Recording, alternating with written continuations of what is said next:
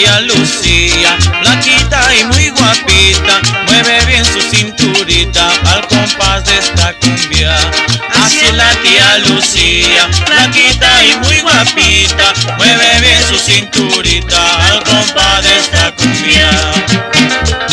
Y ahora la tía Rosita, la gordita.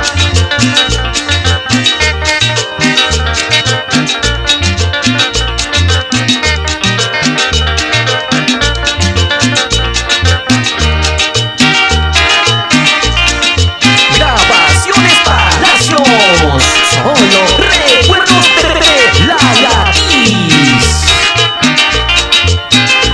Para Edison Muñoz y su negrita. Así la tía Rosita, gordita y muy alegre, la gorda o la flaquita, ¿cuál de ellas baila mejor?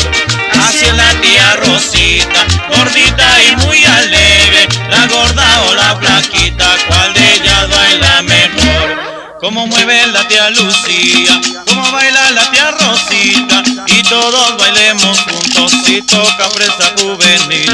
Como mueve la tía Lucía, como baila